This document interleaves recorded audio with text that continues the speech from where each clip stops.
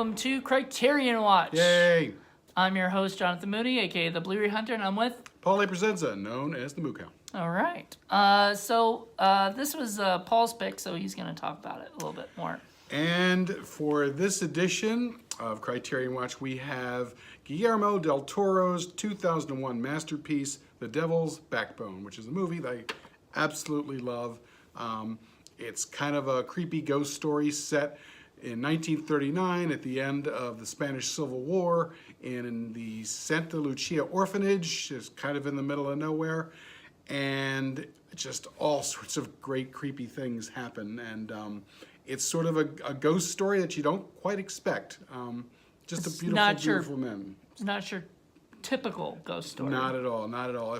If you are familiar with Pan's Labyrinth, this is the movie that came before that film. And in fact, I believe Guillermo del Toro kind of regards it as a sort of a sister film.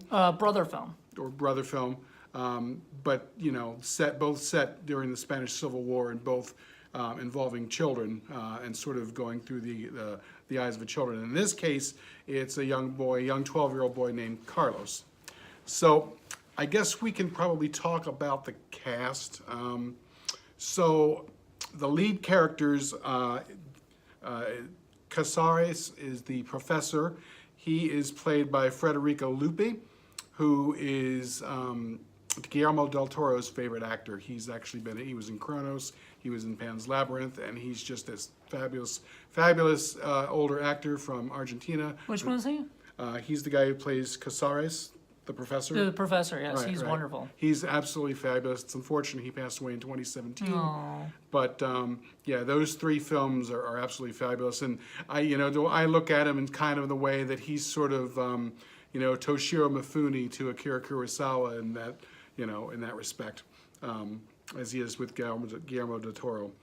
And then the playing opposite him in Carmen, who is the older teacher with the fake leg, is an actress, Marisa Paredes, who actually has been in a lot of movies by Pedro Almodovar, the famous Spanish director, who actually Isn't that the Like Water for Chocolate director? Right. Okay. Who actually was one of the co-producers of this film. Oh, interesting. So they are there together, and again, she's fabulous as well. It's just a great, amazing company. And then we have Jacinto, who is the tragic caretaker and former orphan who's come back to work there at the orphanage. And Conchita, who is the younger teacher and thinks that she's going to be the fiance of this guy, and again, another tragic figure. And then there are the orphans themselves. There's Carlos, who's the main orphan, and the story is kind of told through him, and he's played by Fernando Tilve. And this was actually his film debut, if you can believe that. I mean, The guy who plays Carlos? Yeah, the kid. I mean, he was absolutely fabulous. He was so good in that. Just amazing. He actually shows up in Pan's Labyrinth as well. I think he plays one of the soldiers there, which is kind of cool. And then there is Jaime. Wait, how long before and after, I think there's like 4 years difference between 4 the two. years difference, and he Right. played a soldier? That's pretty cool, because he was like a 12-year-old or something. That means he would be like 16, 18-ish, Right. or whatever. So that's Right. really cool. So then there's Jaime. He is kind of the older orphan there. And you get the impression that he's kind of stuck sort of halfway from Carlos to halfway being another Jacinto. But he's not quite there yet, and he actually has this crush on Conchita, and there's this whole other subtext going on with him that's really interesting. And then there's Santi himself, who is the dead orphan, spoiler alert, and who also plays the one who sighs, and who the film is kind of all about. And then there are a number of other, side characters as well. I think Owl's one of the kids. See, the problem I have with the movie was the only problem I have with the movie, because the movie was great, but Jaime looked too much like there was another tall orphan kid that was friends with that first becomes friends with Carlos or whatever. And I always got them mixed up after a little bit. I was not sure which one was which, and then sometimes I could tell because Jaime is a little bit more involved in the story, Right, and stuff. he's taller and thinner, and then the friend has more sort of pronounced front teeth. That's how I was able to tell them Oh, apart. okay. Because I don't know. First, after a while, I started going, which one is that? And then Right. you kind of like realize that Jaime has like more of a storyline Right, than any of right. the other kids do. It's pretty amazing, actually. Yeah, considering he's the one who's kind of at first is at odds with Carlos right, and right, right. stuff, and you can realize that they don't, he starts picking on him and There's a treating him lot of badly. stuff set up that, things kind of turn around. Nothing is quite exactly what you're, set up to think initially. And Carlos throughout the whole film kind of like shows Jaime that he's not like the other kids. He's Right. he's not chicken shit. He's not afraid of anything. Right. But and he's not afraid of anything at all. Like he's not Right, even afraid right. of this ghost really. I mean, other than he just doesn't Well, want the ghost to- sometimes he is. When it gets really, really close, he thinks the ghost is trying to kill him. Right, and that's No. what he thinks. He doesn't think that the ghost wants to like help Right. anybody. Again, you're set up to think one thing, and then the movie turns around and does something else. It's By the great. way, spoilers. If you have not seen The Devil's Backbone, please don't watch this because we're going to tell you pretty much everything Yeah, involved. I mean, there's no way you can talk about it without talking about what happens in the film. Yeah. Otherwise, to say, you have to actually see it, because talking about it is one thing, but actually seeing it is just amazing. And you've mentioned it during the film. I mean, there are just some absolutely beautiful shots during this film that I mean, they tell the story better than the dialogue or what's going on, what's actually going on. It's amazing. So yeah, I mean, Guillermo del Toro was just right on his A game with this film. The way it was shot, the way it looks, the music, everything about it is just absolutely amazing, just astounding. And then the way it was written, the way everything is bookended and everything comes together, the interaction between all of the characters completely makes sense. All of their motivations are layered.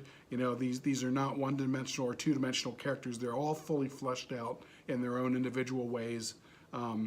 It's just a really, really fantastic film. I hate to say over and over, but that's just one of those things. So I guess we could talk a little bit about the plot. So Carlos is this orphan. He gets dumped off at this orphanage, and he's trying to fit in. He's very much a fish out of water. Doesn't want to be there. He doesn't know that his dad's been during the Spanish Civil War, and they don't bother to tell him. They Never tell No, him. they That's never a tell him. horrible thing. I Like, know. you would think like at some point somebody would say something, but they just Right. kept that like It's completely. one of the many layers that's in this story. So like the audience knows it, but he doesn't. Right. And like you feel bad for the kid the whole time. Like, why won't somebody go and freaking tell him this information? Yeah, well, he ends up soon having other kinds of problems. So he pretty much right off the bat starts to see ghosts and starts to figure out that there's definitely weird stuff going on. There is a bomb that has been dropped that's just sitting right in the middle of the courtyard of this orphanage. It didn't go off. I guess they said that the bomb squad came and diffused it, and it just kind of sat there because it's big and heavy. But it plays a role too. It's kind of its own character, which is kind of cool. Yeah. It's really neat the way that Guillermo del Toro writes that in there. So he has to kind of try to fit in, and as we mentioned before, he bumps into Jaime, who doesn't treat them well, and then none of them get treated well by Jacinto, who's just a jerk, just an irredeemable, horrible person. But we have to explain something too, and something that I really like that added some layers to it. So this orphanage that they're all at has been going around for a long time, and there's a little bit of a backstory and a little bit of a character to that too. Yep. But Jacinto was one of the oldest orphans or whatever that was in there like at the time. And he's been having some kind of seedy like relationship thing with the woman who runs the orphanage. Carmen, Yeah, right. Carmen. Also, he's been having a relationship with this other woman that's I'm not sure she was ever Conchita. an orphan. Conchita, she I was don't ever. think so. But she works there as well, and then there's this other like lady that works there that Alma that barely ever like you see her like a couple times. And then you see her later, and we'll get to that. But She's like, very matronly. yeah, you don't really hear too much about her. Like she doesn't have much too much of a story except for like one part, but you know, so it's just strange. Like I'm always like wondering, kind of like, you know, there's a story that could have been even more, you know, there's more layers to it that you don't know about. That like how did this whole Carmen slash how do you say his name? Jacinto? Jacinto. Jacinto. I Right. can't. Sorry, I'm not Spanish. I don't pronounce these names pretty well. Yeah, pronounce your J's as if they were Y's. Yeah, Jacinta, and you know, all this stuff. So it's crazy, but I just Yeah, and that's just it. I mean, it clearly talks about how Carmen's husband was originally part of the school too. He went off to fight during the war. He died, leaving her behind, and she's very bitter about it. Meanwhile, the professor, Casares, obviously has a thing for her and always has, and she understands it and she appreciates it. On the other hand, she kind of likes young bucks who can, you know, get her all worked up because, you know, I guess that's what happens. And so she's ashamed of it. She doesn't like it, but the fact is Jacinto, you know, it functions very much like her leg. She talks about how she hates her leg and it always pains her, yet she needs it to stand up. And that's kind of what Jacinto's role is with her.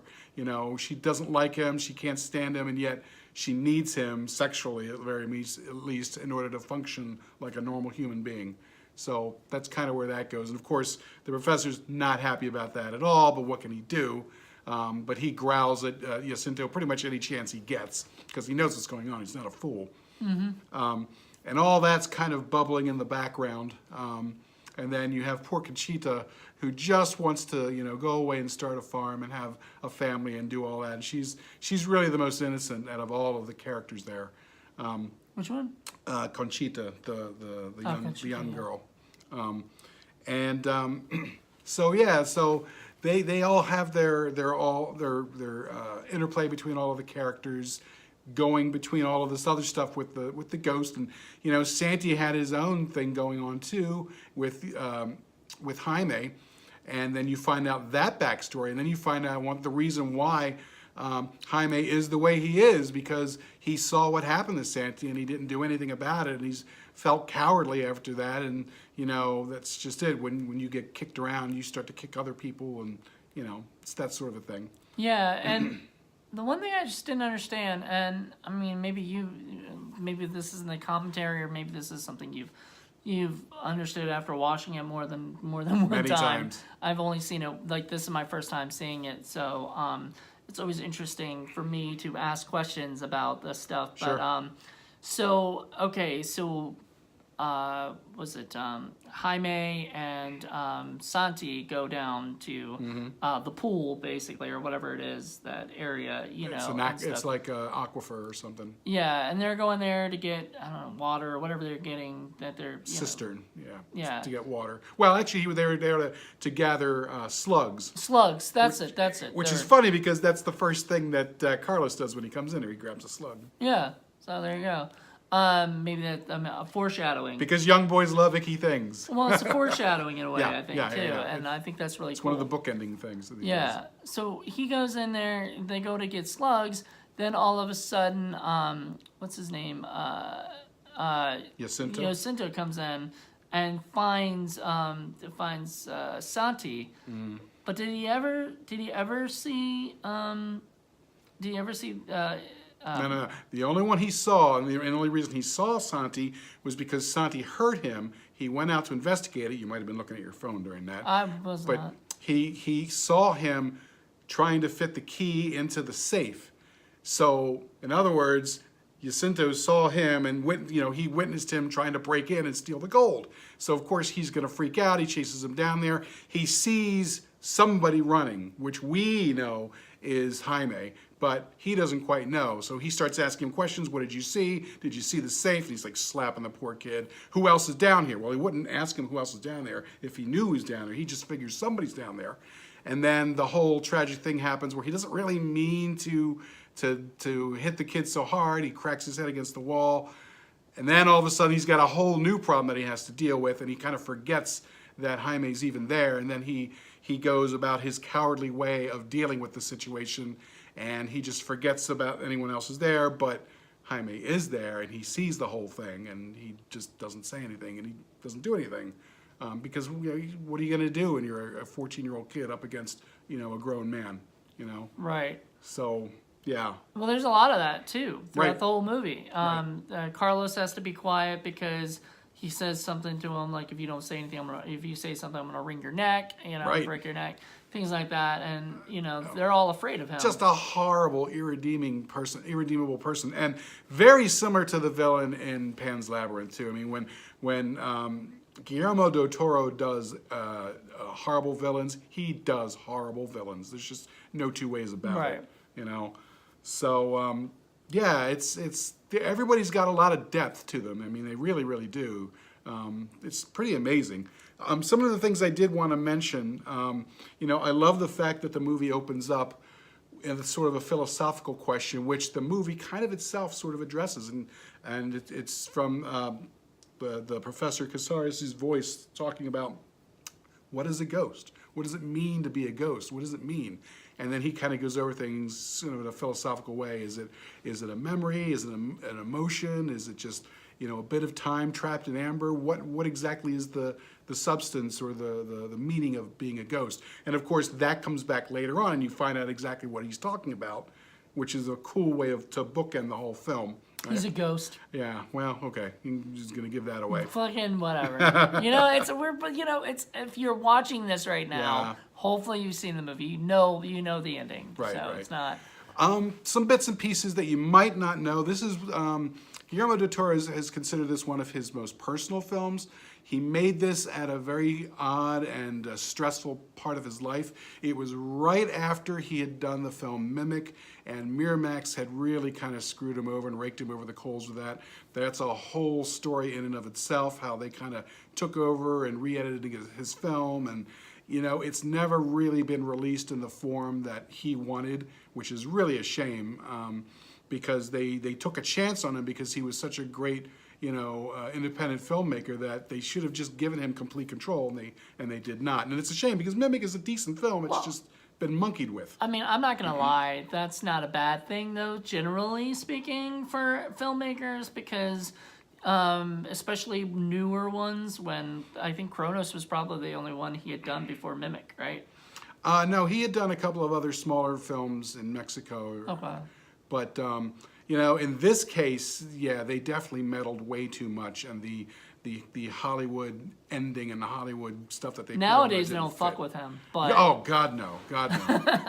He's definitely got carte blanche, and but that was happening, and then at the same time, his dad had been kidnapped, and he had to go through that whole personal thing. In fact, I think it was like 72 or 80 days that he was without his Wow. dad. So there's all this emotional stuff going on when he was making this film. So that's a pretty horrific set of circumstances to be making this. And the other thing that feeds into this film too, I remember reading about, is that apparently when he was younger, he had various family members living with the family then. And when he was 11 years old, he was staying in a room that used to be the room that his uncle lived in but had died. And he said that he could hear his uncle sighing from time to time, the ghosts of his uncle. So that whole thing with the sighing ghost is definitely something from his childhood that he brought forth and put into this film, and that's sort of the central structure, the central thing that's holding the film up. So it's pretty cool. A lot of people don't know that. The other thing I wanted to mention is that some of you may remember when this came out, because I saw it in the theaters when it came out. This came out almost the exact same time as Alejandro Amenabar's movie, The Others, which is why when you said this reminds me of a movie, I thought, oh, it's got to be The Others. I mean, you weren't talking about that. But it's also a similar sort of thing where kids in an orphanage experiencing ghosts and all that. And it's also a very, very good film. It's not quite the same level as this, but it's just odd how they both kind of came out around the same time. And I think there are some people who kind of thought, well, The Others was out, maybe I'm not going to go see this for him because it's the same thing. Well, it's not the same thing, trust me. It's a better film in my opinion. The Others is a good film too, but this is a whole other different level, a whole other different direction. And just stylized, the films are not the same at all. Although the others, again, it's a pretty good film. So that's kind of Would you interesting. say The Others is the other? Yes, it's the other that came out at the time. Yeah. So yeah, that's I guess that's about all I wanted to say about it. Other than it's one of my favorite films. It's the visuals are amazing. I love the way that you see things. Like at one point, I know Santi was coming over, and the kid's kind of backing away. He's not really sure what to expect, and you see him going from the shadows into the light as he's passing the windows. And every time he goes into the light, you see that his skin is transparent. You can see his bones and his skull and everything. Yeah. And then it goes into the darkness and it fades away, and then it does it again, and it's just creepy as hell. And then I love the suspended blood and then the suspended water bubbles. You don't really know what that is at first. And then, of course, as the movie goes along, you start to see what's going on. It's really, really cool. And it's not just a visual thing, because at one point, Carlos is trying to talk to the ghost, and the ghost vanishes, but there's like this little cloud of blood floating there, and he goes out and touches it. Yeah, and it's on his fingers. It's like, oh, shit. Oh my goodness. I know. Oh, that was a creepy scene. I liked it though. There's a lot of creepy scenes. It definitely had that. It had a feel of like being a ghost story without being a ghost story. A typical, like, this isn't like The Conjuring or Insidious or any of those movies that are out This is not like a today. jump scare movie. This is not a jump scare movie. In fact, I don't think there's any jump scares. I think there was one, the part where he's hiding in the closet and looks out the keyhole, and all of a sudden the kid's eyes right there. Okay, yeah, okay. There was that one jump, and that was actually, but problem is I saw it coming, but I don't think that was like, I don't think the point was to shock you or whatever. I think it was just to give you like this idea of like, because a lot of times when they do the banging of there's somebody else out there, not the Right. person. It's the cat. It's it's a person, but it's a person banging on the door, and then you know what I mean, like, Right. and it's not the ghost anymore or whatever, and bullcrap, like fake crap that they do that on purpose to like make you think, oh, was it really the ghost the whole time? I wonder what it could be. It was the ghost the whole fucking time. Right. So. And what I love too is the fact that initially, again, you're led to believe certain things. You're led to believe that this is a malevolent ghost. Mm-hmm. You know what I mean?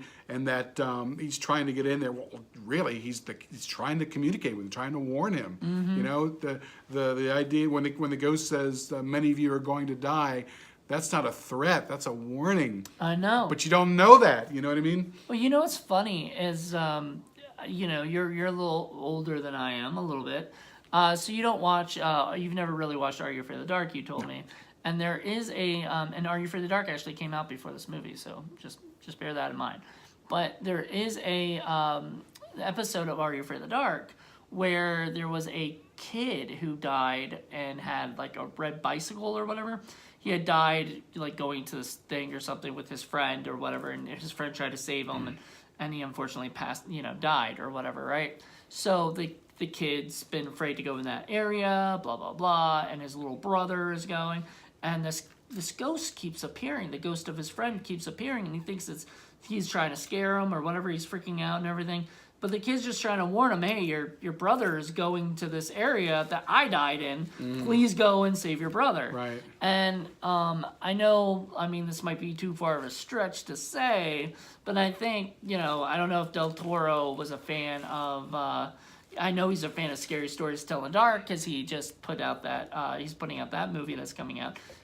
So maybe he watched a little bit was inspired by this. It's possible. It is possible because M. Night Shyamalan was inspired by an episode of Are You Afraid of the Dark to make this Sixth Sense. These things happen. So, sometimes you get... We'll have to interview him and ask him ourselves. That would be an That would interesting... be That would be a fabulous. weird question I would to love ask it. Del I would Toro. love it. That would be like, Del Toro, were you a little bit inspired by... There's nothing wrong with that. And he would probably go, I've never watched that show. You never know. Yeah. But, I tell you what, though. Ghosts can be super, super creepy, but there's something extra creepy about a child ghost. Yeah. Something extra weird. Someday I'm going to show you the original Woman in Black. The British version, not the crappy remake with... Not the Harry Potter guy. No. That's a pale Sinclairum. The original is freaking brilliant, and it's got some genuinely scared the shit out of me. You know, the older guy who's seen everything. Okay, there's a couple of scenes in there that scared the shit out of me. Great film. I will let you guys know, this movie didn't scare me. You know, like it wasn't like I'm not gonna go be afraid to go outside or something. You know what I mean? But it did give me like this like creepy feel of whatever. It has something. I think the only problem I have with the movie, really, I think I might have said an only problem before anyway, but like it just at the end, it just, you know, just kind of ends. You know what I mean? Like it ends with with everybody winning or whatever in a way. You know what I mean? I don't know about that. Sort of. But Everybody's dead except for this last group of I was bedraggled kind kids. of bummed that they never got the gold at the end. The gold didn't. Like I would have loved to see the gold pop up or something. Or Well, you know, you can look at that and say the gold is symbolic of the greed that's in Jacinto's heart, and it's part of the problem because, you know, that's why he comes back and kills and, everybody. you know, and it's what he's looking for. It's what the rebels are trying to hide. It's what the fascists are also looking for, because that's the source of weapons and keeping the rebels, you know, fighting. And it's just, I can't believe she hit in her leg. oh, I know, that's amazing. And was I funny. love that one line where she's, you know, just before Jacinto really fucking lights the fuse that blows everything up, literally, you know, she says, "Oh, my leg feels extra heavy now," and and she's already made that connection between him and her, so you know she's talking about him, but at the same time she's also talking about the gold that she's stashed in her leg that you didn't know about till later on. I didn't even pick that up until you just said that, literally. Yeah, but I do remember her saying that, and I thought, oh, that meant about the other guy. This is one of those films. I'm telling you, man, you could watch this 10 times and you will pick up new stuff every single time. It's that layered, it's that intelligent, it's that well written. You know, it's really, really good. There you go. So, I think that's pretty much. you know, I don't know that this is, you know, a scare kind of a film for a horror film. This is more of a slow burn. And you know, But I didn't find it too slow. No. You know. But you're more concerned about the characters and for their welfare, and you really don't want bad things to happen. And of course, this is a Del Toro film, so lots of bad things happen to them, and lots of innocents die, and that's, you know, that's what happens in war. So, you know, but it's really, really well done, and I can tell you that the Criterion version has all kinds of great extras on there. There's all the commentary is fabulous, and you know, all of the, you know, there's like an interactive director's notebook, which is really cool. Making of documentary. There's all kinds of great extras on there, so definitely should check it out in the Criterion version if you can. And looks beautiful in Blu-ray. Absolutely beautiful. The colors look fabulous. The blacks are just deep and black. It just looks really good. The sound was great. I know you like the music to it. I love the music. The music was great. The only thing I don't like the creepy music at times. Like, not the creepy, like, you know, score or whatever, but like when they, I never like this, and it's not it's just because it's overplayed to me generally. But I don't like it when they do like old music or whatever, and they I mean, I understand for this movie they have to, because set in 1939. It's 1939. But the old school, the old music or whatever, where it sounds like it's you know, you see it in like Jeepers Creepers or something, where they put that old music, and then it's just overplayed. But I guess in this movie it's okay because it's set in that time, and it's that's appropriate kind of for music. the period. Yeah, appropriate for the period. But it's, you know, and that was the thing. Like, I wasn't sure what year it was or whatever, and I didn't know anything about the Spanish. Was it Spanish? Civil War. It was Civil War, so I didn't know anything about that. But it was really well done. I mean, you know, I would have thought in a way that this was, you know, other than the fact that it was shot in color and it was, you know what I mean? I would have thought that it's that time everything period. is period appropriate. All of the props, the vehicles, the guns, everything looks spot on. You know, it's really, really well done. I mean, if you've ever seen like Farewell to Arms with, God, I forget who it was. It was Cary Grant or something. No, it was, I forget who it was, but that's pretty much the same period, the same thing. I've never seen it, but that sounds awesome. Okay. Yeah, I'll have to look Spanish that up. Civil War. I'll have to look. Farewell to Arms? Awesome. Yeah, look that up. But yeah, I think that's about it. I mean, I don't think we give ratings on this, do we? They wouldn't be here if I wasn't going to give it a 5-star rating. So I know. I think that's kind of how I look at it. I think that's gonna be the thing. I think we're only gonna show you like the movies we love. Oh, yeah, not absolutely. the movies that we don't love. Right. Now I will be doing my own reviews as well. You'll see that coming up next week. I'll be doing my own like little reviews of the like quick little reviews. It won't be this long of every you know what I mean, but it will be like little quick reviews of what my Criterion collection and stuff Right, like but that. we wanted to get back because we had done Seven Samurai, and that had been a while since we had actually done a Criterion. Yeah, so and even before then, we hadn't even done a review before So, then. So we were overdue. We're definitely overdue. So I'm definitely gonna do some more. I know. What you said, you might do some on your own, I guess, or something if you want. I had the time. If he has the time, he'll do. But we're going to keep doing more reviews of Criterion movies, so together. So Yeah. you get to pick the next film. I get to pick the next one. I have ideas in mind, but we'll see. Like I said, we're only gonna pick when we do it together. We're only gonna pick our favorites, Right, So that we want to like showcase or whatever. And it's always great when you can pick a film that the other person hasn't seen. And I mean, I remember you had said that you had gotten the 3-movie box set from Del Toro's. Well, I just assumed you had already seen it, and I was like, well, even though he's seen it, maybe he only saw it once or doesn't remember. And this is such a good movie that, like I said, you can pick up new things every time. But in this case, you hadn't actually seen it yet. yeah. So Funny this thing great. is, he's probably seen everything that I would want to pick. I wouldn't say anyway. everything. Maybe. So we'll see. We'll And see. there are some movies, I just don't remember at this point. Yeah. or Well, I've we'll seen try them also not once. to pick ones that are like 3 hours long since we're watching them here. Unless we have like a full day that we can watch it or whatever. But even then, I don't like those. Darn the luck. I know, ugh. Yeah, we got so much going on. So We do, it's we not do. just this channel that we do. We do Indie Film Cafe. We do Blu-ray Hunt. Well, I do Blu-ray Hunt mainly, but he comes in and helps out with that. And then we also got our actual production company. So we've got plenty of things to do and stuff. So And this isn't- just to let you know, we're not all about just the stinkers. We actually do watch quality films from time to time. well, yeah, and that's the big thing of why we created Criterion Watch. And that's why we created all of this stuff. I mean, at least for me, again, as I've always told people, I love everything that's terrible and everything that is great. I just have no interest in the giant middle part that's mediocre. Just mediocrity doesn't interest me.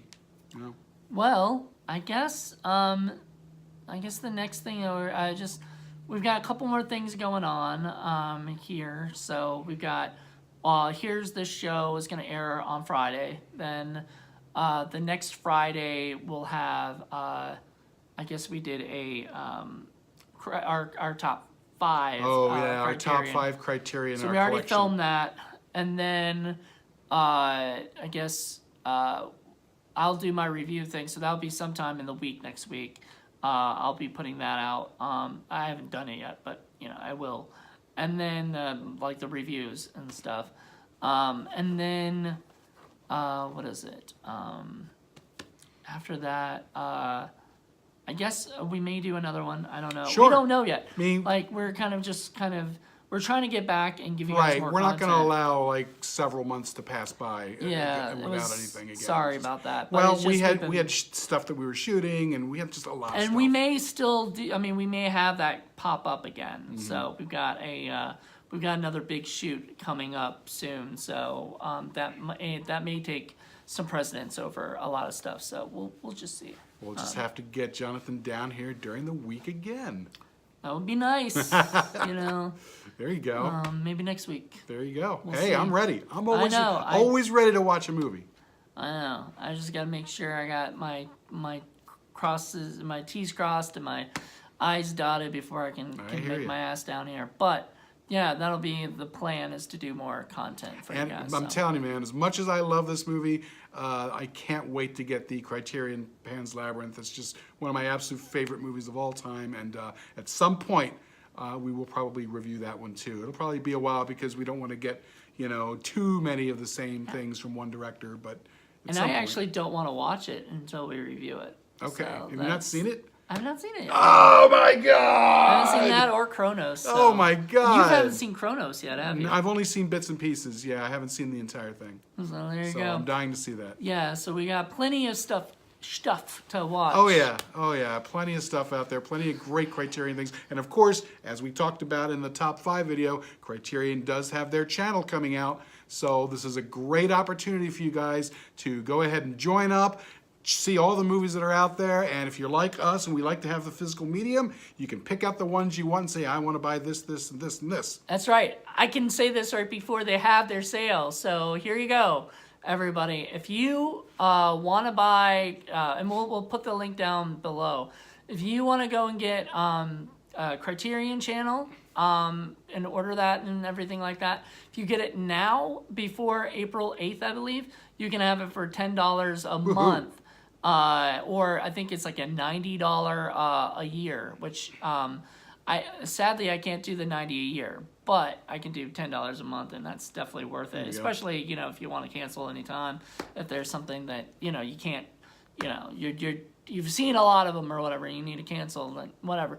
But I would say get it, because I mean, if you're like us and you should be, because you're watching this and you're a fan. They're gonna have tons of movies. I believe they said like over 1,000 movies in their library that are gonna be there. So I don't know if that's gonna be all of a sudden they're gonna put it all out there, which would be pretty freaking awesome. That would be dope. But if they don't, if they put just a certain amount of them out there to start with, and they keep adding to the collection. You that's said that they're awesome. also doing the special features as well, right? And they are doing That's special great, features. because So. I mean, you got to understand, these guys are the best of the best. They do all the restorations themselves. They're all absolutely fabulous, and all of the extras are just so worth it. If you're a big film buff and you want to know what's going on in the heads of these writers and directors and the people who worked on these films, you've got to see the extras and the making ofs and all of this, the great stuff that they add into it as well. It's just wonderful. Also, if you're a fan of Criterion, which you should be if you're watching this channel once again, check out Daisuke Beppu's. I think that's how you pronounce his name. I mispronounced your names. I am so sorry. Oh, the gentleman in Japan. Yeah, Tokyo. He is he is a wonderful. He has like a huge collection, man. I'm jealous. I believe I've seen one or two of his videos. I've seen YouTube. a lot of his videos, because the way that he describes everything, you can tell he loves it. Oh, that's great. And everything, and he has like this soothing voice just talking about it. So it's really neat. If you guys want to check his stuff out, he's got a million videos already. Maybe he's a guy we can talk to about maybe doing an interview with. Who knows? I would love to. Yeah, that'd be if we great. could set up some kind of way to do it, I would love to interview him. Okay. So there you go. what he says. He would. So hey, Daisuke, if you want to be interviewed, let us know. But aside from that, thank you guys so much for checking this out. We are going to be talking a lot more about Criterion coming up, and Woohoo.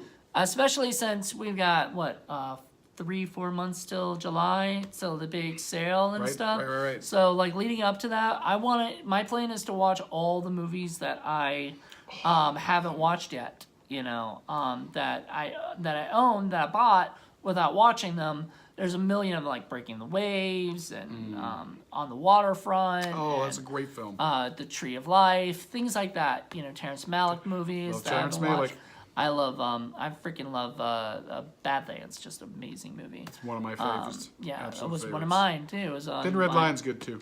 Yeah. So and I've heard Days of Heaven's pretty good too. Oh yeah, Days of Heaven is good. Yeah, so I want to own them all, and that's my plan I for know, July I is know. to actually pick up all the ones that of Terrence Malick I don't have, Thin Red Line, Days of Heaven, and I think that's it for those, and then The only one I haven't seen is the Pocahontas one. I've heard it wasn't very good. oh, I have that too, the New yeah. World, but it was filmed in freaking Virginia I know. and like Charles I City, know. so I'm sorry, I don't care how bad it is or not. My funny story real quick, just so I don't forget. So when I used to work at a rug store around the time that they were shooting New rug World. store? Really? A rug store, yeah. I pulled rugs. And so you would pull the rugs, then you roll them up, and then you'd pull it off, and then you take them out, right? And everything. And so this lady comes in, to the store, and it's just me and my boss, and she says, "Do you guys rent rugs here?"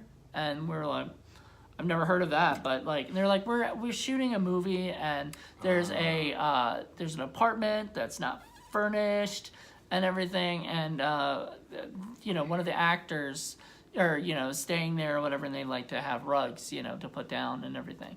And we're like, sure, and stuff. So we rented out the rugs to them, pulled them out. Run a rug.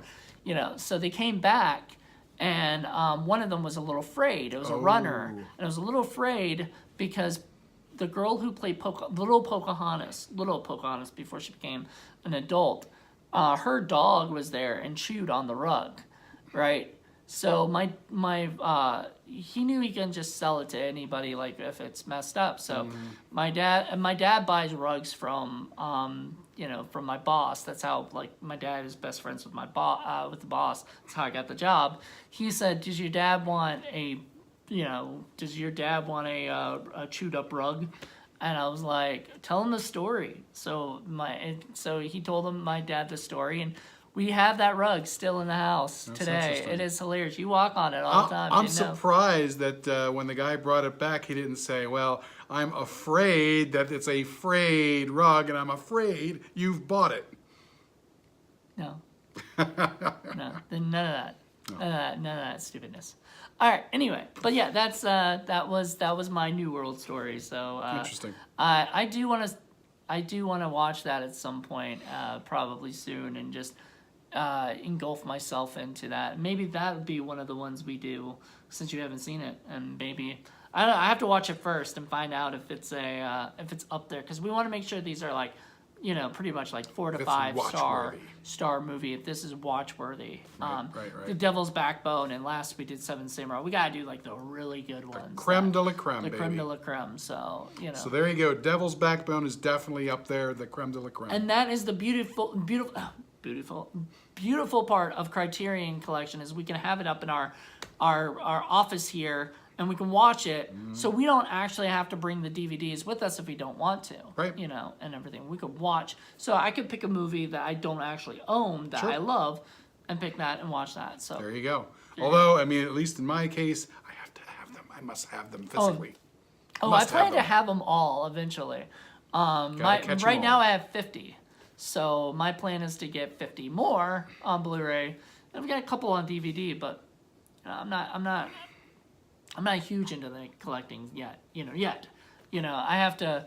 I want to work on my Blu-ray collection first. Then I can dive into like Laserdisc and DVDs and all that other stuff eventually. But right now, just work on the Blu-ray.